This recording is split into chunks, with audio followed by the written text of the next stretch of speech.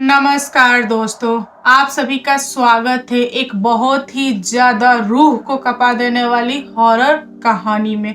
आज मैं आप लोग के साथ शेयर करने वाली हूँ एक ऐसी लड़की के अंदर दो आत्माओं का वास जिसने उस लड़की का जीना हराम कर दिया।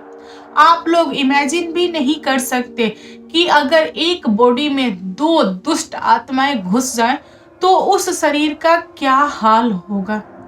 एक लड़की है जिसका एज बहुत ही कम है, उसके अंदर दो आत्माएं अचानक से आ गई और उसका जीना बर्बाद कर दिया। तो चलिए बिना देर किए इस कहानी को स्टार्ट करते हैं। कहानी पसंद आएगी तो प्लीज मुझे सब्सक्राइब कीजिएगा। दोस्तों, लखनऊ के एक छोटे से गांव में एक मिडिल क्लास फैमिली थी जिसमें ललिता नाम की एक लड़की थी जिसकी शादी हो गई थी, लेकिन वह गाँवना नहीं गई थी। उसके गाँवना में मात्र 1 महीने का टाइम था और उसकी शादी कम एज में हो गई थी। पहले के समय में ना कम एज में शादी हो जाया करती थी। और ललिता के दादा थे जो कि काफी ज्यादा बूढ़े हो गए थे। ललिता की दादी थी और ललिता की माँ थी। ललिता के पापा नहीं थे। ललिता की शादी के बाद से उसके पापा गुजर गए थे। ललिता जो थी वह स्कूल में पढ़ती थी। स्कूल से एक दिन जब वह घर लौटी तो उसके दादी ने उसको बोला करीबन 4 या 5 के आसपास कि बेटा तुम जाओ ना, चक्की से आटा लेते हुए आओ। ललिता ने मना कर दिया, बोला कि नहीं दादी, मैं नहीं जा सकती, मेरा तबीयत ठीक नहीं लग रहा है, मैं बहुत थक गई हूँ और मुझे ना पीरियड्स आए हुए हैं। ललिता ने ये बात जब दादी को बोला तो दादी बोली कि बेटा तू थोड़ा सा मैनेज कर लेना, चली जा, तेरे दादा को टाइम लगेगा, दादा सुबह खेत में गए, अभी तक नहीं लौटे हैं और मुझे लग रहा है कि और लेट होगा। दादी ने बहुत बहलाया फुसलाया, ललिता को रेडी कराया। तो ललिता बोली कि ठीक है दादी, जा रही हूँ, लेकिन मैं तुरंत जाऊंगी, तुरंत आऊंगी, अगर आटा चक्की वाले ने आटा नहीं पीसा होगा तो मैं छोड़ के आ जाऊंगी। ललिता ने दादी को बस ऐसे ही सुना दिया। तो ललिता की दादी ने बोला कि ठीक है बेटा, तू कम से कम जा तो सही। और ललिता ने अपनी साइकिल उठाई और पीरियड्स के दौरान ही वह चली गई आटा चक्की के दुकान पे। ललिता ने आटा चक्की वाले को बोला कि अंकल, अगर मेरा गेहूं पिस गया हो तो प्लीज आप मुझे गेहूं दे दीजिए, मुझे जल्दी है, घर जाना है, मेरा तबीयत सही नहीं लग रहा है। तो आटा चक्की वाले ने बोला कि बेटा रुक जा, 10 मिनट लगेगा, पीस के दे देता हूँ, अभी तक नहीं पीसा हूँ। ललिता ऑलरेडी इवनिंग में गई थी चक्की पे और चक्की वाला झूठ बोल गया। उसने ना बहुत सारे लोगों का पहले आटा पीसा, उसके बाद ललिता का आटा पीसा। काफी ज्यादा इवनिंग हो गया था, अंधेरा हो गया था। ललिता की दादी और माँ बहुत ही ज्यादा चिंतित थी कि अभी तक बेटी क्यों नहीं आई, वो तो गई है बगल वाले गांव में और जो रास्ता है बहुत ही ज्यादा सुनसान है, बेटी क्यों नहीं आई। बस 10 मिनट का काम था, इतना टाइम हो गया। और ललिता के जो दादा थे वह खेत में थे, खेत से आए नहीं थे और घर की औरतें डर भी रही थी कि अगर दादा आ जाएंगे और उनको पता चलेगा कि अभी तक लड़की घर वापस नहीं आई है तो बहुत गुस्साएंगे। अब औरतें क्या करें, औरतें तो जा नहीं सकती। बस वे लोग ललिता का इंतजार कर रहे थे। दोस्तों, ललिता जो थी वह आटा चक्की से आटा लेके जब घर लेट पहुंची तो दादी ने गुस्साते हुए बोला कि बेटा इतना लेट कैसे हो गया, तुझे पहले आना चाहिए था ना, तू कब की गई है, अभी रिटर्न आई है, तेरे दादा आने वाले हैं, वह तुझे बहुत डांटेंगे और साथ में मुझे भी डांटेंगे, ये सब ठीक नहीं है। एक काम कर, जल्दी से आटा को उठाओ और घर में रख और जा अपने कमरे में। दादी ने इतना कुछ बोल दिया लेकिन ललिता के ऊपर कुछ भी इस सारी चीजों का असर नहीं हुआ। उसने साइकिल को खड़े ही खड़े पटक दिया, आटा नीचे गिर गया और बोरी फट गया। ललिता का यह व्यवहार देख के दादी और उसकी माँ दोनों को कुछ भी समझ में नहीं आया। वे लोग ललिता से पूछ रहे हैं कि तुमने ऐसा क्यों किया। वह बिना कुछ बोले कमरे में चली गई और जाके खुद को अंदर बंद कर लिया। ललिता की माँ बहुत ही गुस्साई उसके ऊपर और बोली कि कमरा खोल, मैं तुझे ठीक करती हूँ, तू बहुत ज्यादा दिन हो गया मार खाए हुए, इसलिए तू ऐसा कर रही है, तू घर के बाहर निकल, अगले महीने तुझे ससुराल जाना है, तू ऐसे वहां करेगी तो वे लोग तुझे भगा देंगे, रखेंगे नहीं तेरे ससुराल वाले। मतलब माँ बहुत ही ज्यादा गुस्से में थी, सुना रही थी, लेकिन जो दादी थी वह थोड़ी शांत थी। उनको लगा कि हम लोगों ने ज़बरदस्ती भेज दिया था लड़की को, इसलिए गुस्से में उसने आटा को पटक के फाड़ दिया। तब तक ललिता के दादा आ गए और उन्होंने देखा कि द्वार पर आटा गिरा हुआ है, थोड़ा-सा बोरा फट गया है, तो वह आते से ही चिल्लाए कि यह किसने किया? तब ललिता की दादी ने बोला कि आपकी बेटी ने किया है। और किसने किया है? देखिए कैसे पटक के चली गई है। तो दादा मुस्कुराए और बोले कि कोई बात नहीं, लाडली है, कल को तो चली जाएगी ना ससुराल, फिर ये सब हमको देखने को कहाँ मिलेगा। उन्होंने आटा को उठाया और घर के आंगन में रख दिया। यहाँ तक सब कुछ सही रहा। रात हो गई, ललिता ने अपने कमरे का गेट नहीं खोला।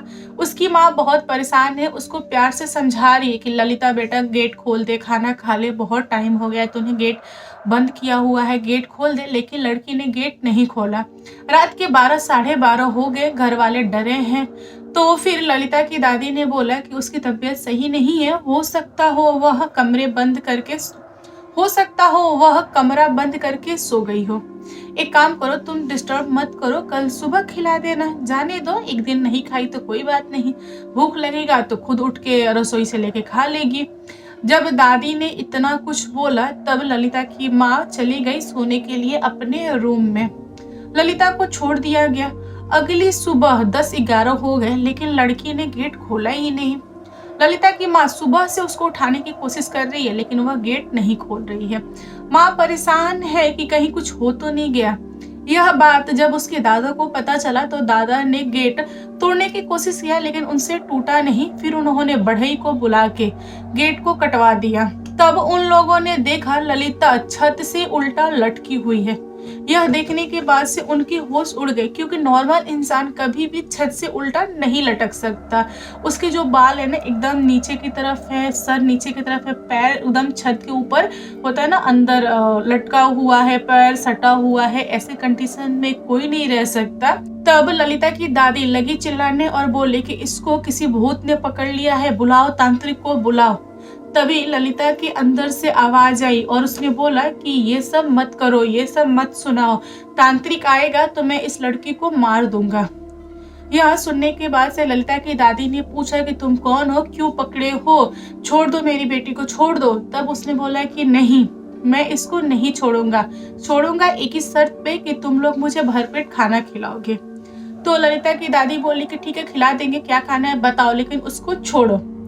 यहाँ पर ललिता के जो दादा थे वह भाग के गांव में गए एक तांत्रिक के पास और वह उस तांत्रिक को बुला के घर पे लाए।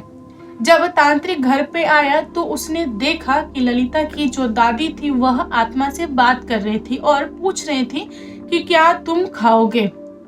ललिता की बॉडी में जो आत्मा थी वह बोल रही थी कि मुझे चावल दाल भुजिया खाना है, शुद्ध शाकाहारी खाना है।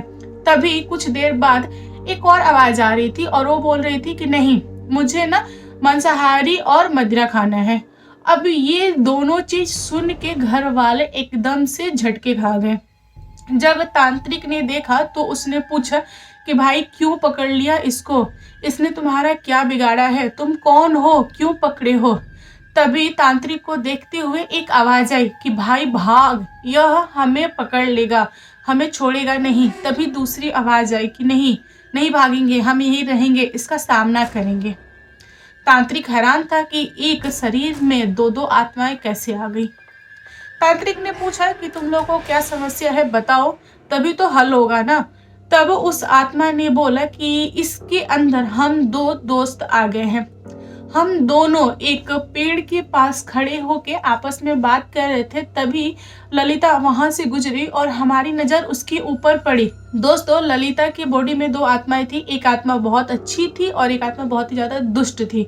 तो जो दुष्ट आत्मा थी उसने अच्छी आत्मा से बोला कि भाई देख, ये जो लड़की आ रही है ना, इसको हम लोग पकड़ते हैं, इसको परेशान करेंगे, बड़ा मजा आएगा। लेकिन जो अच्छी वाली आत्मा था उसने बोला कि नहीं भाई, इसको नहीं पकड़ेंगे, निर्दोष लड़की है, अच्छी है, प्लस थोड़ी सी बीमार है, कल को यह अपने ससुराल जाने वाली है, छोड़, जाने दे, मत पकड़, किसी और को हम लोग परेशान करेंगे, मजा आएगा। तभी दुष्ट आत्मा ने बोला कि नहीं भाई, इसके यहाँ से ना ऐसा ब्लड का स्मेल आ रहा है, इसी को पकड़ते हैं, यह ना शुद्ध नहीं है, इसको पकड़ेंगे तो बहुत मजा आएगा, इसको हम लोग सताएंगे। यहाँ पर दोनों दोस्त आपस में बात विचार कर रहे थे और जो दोनों आत्माएं थी, इन लोगों ने प्रॉमिस किया था कि ये लोग जिसके शरीर में जाएंगे दोनों इकट्ठे जाएंगे। यहाँ पर दुष्ट आत्मा ने बहुत ज्यादा जोर दिया और अच्छी आत्मा को लेकर ललिता के बॉडी में घुस गया। घुसने के बाद से जो कुछ भी हुआ आप लोग को पता है। तब तांत्रिक ने बोला कि भाई तुम लोग घुस गए, तुम लोगों ने परेशान किया, तुम लोग खाने के लिए मांग रहे हो, ठीक है हम व्यवस्था कर देते हैं, तुम खा लो और छोड़ दो, जाओ, तुमको मैं नहीं पकड़ूंगा, तुम लोग इसको छोड़ के तुम लोग जहाँ से आए हो वहां चले जाओ। तब अच्छी आत्मा ने बोला कि नहीं भाई मैं नहीं जाऊंगा। जो दुष्ट आत्मा थी जो कि खुद जानबूझ के ललिता के बॉडी में घुसी थी, उसने हार मान लिया। उसने बोला कि नहीं भाई चल चलते हैं। लेकिन अच्छी वाली आत्मा एकदम से मुकर गई, बोली कि ना भाई तूने जबरदस्ती करके मुझे इस लड़की के अंदर घुसा तो दिया है, लेकिन मैं नहीं निकलूंगा, मैं नहीं छोड़ूंगा। अच्छी वाली आत्मा की ना नीयत खराब हो गई। उसने बोला कि जो ललिता है इसकी ना एक अच्छी सी खुशबू आ रही है, यह खुशबू मुझे छोड़ने के लिए मना कर रही है, तो मैं इधर ही रहूंगा, तुमको जाना है तो तुम जाओ।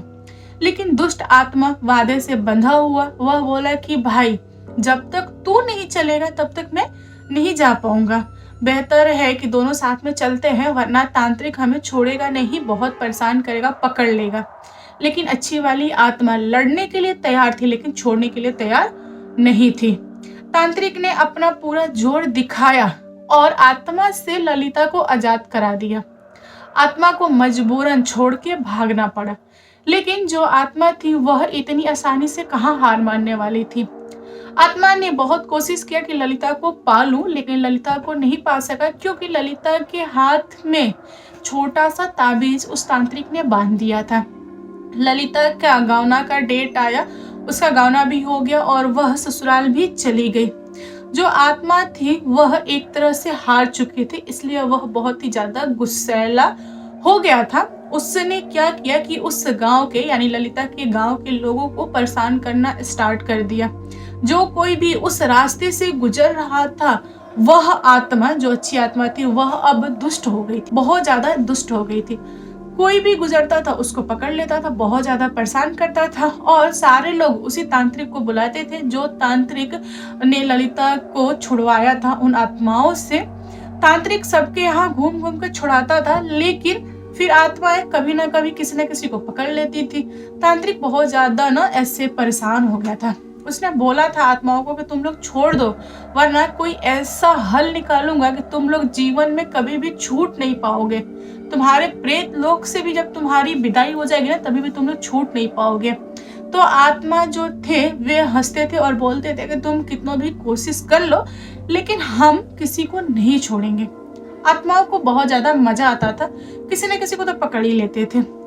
जब तांत्रिक थक गया, हार गया, तो उसने दिमाग लगाया कि अपने गुरु के पास चलते हैं जहां से मैंने तांत्रिक विद्या ली है, क्योंकि आत्मा सुधरेंगे नहीं और अकेले मुझसे हैंडल भी नहीं हो रहे हैं, बहुत ही ज्यादा ताकतवर हो गए हैं आत्माएं। फिर तांत्रिक ने अपने गुरु के पास जाके सारा का सारा चीज बता दिया कि देखो गुरुदेव ऐसा ऐसा हुआ है। तो तांत्रिक के जो गुरु थे वे बहुत ही ज्यादा जानकार थे, वे आए और किस्मत से जो आत्मा था ना वह एक बूढ़े इंसान के ऊपर आ गया था। तब तांत्रिक के गुरुदेव ने ऐसे कंडीशन में उस बूढ़े इंसान को देख लिया तो पकड़ा और पकड़ने के बाद से बूढ़े इंसान को चारपाई में बांध दिया और उसके बाद दोनों आत्माओं को अपने वश में किया और उसके बाद लेके जहां से गुरुदेव आए थे वहां चले गए। उस दिन के बाद से उस गांव में कोई भी उस आत्मा से परेशान नहीं हुआ, क्योंकि आत्मा को गुरुदेव लेके चले गए थे और कभी भी आत्माएं आजाद नहीं हो पाए। ये जो आत्माएं थी वह गांव के हर एक इंसान को परेशान किया था, किसी को भी नहीं छोड़ा था और गांव के लोग इतने डरे थे कि उस एरिया से आना जाना ही बंद कर दिए थे। लेकिन कभी ना कभी कोई ना कोई चला ही जाता था तो आत्माएं पकड़ लेती थी। आत्माएं सच में बहुत ज्यादा दुष्ट हो गई थी, लेकिन क्या कर सकते हैं, जो होना था वो तो हुआ ही। आगे चलकर ललिता के साथ सब कुछ सही रहा, उसने हमेशा ताबीज बांधे रखा। तो दोस्तों आप लोग बताओ आज की कहानी कैसी लगी, कहानी पसंद आए तो प्लीज लाइक एंड शेयर कीजिएगा और मेरे चैनल पे न्यू आए हो तो चैनल को सब्सक्राइब करना। Thank you, bye bye.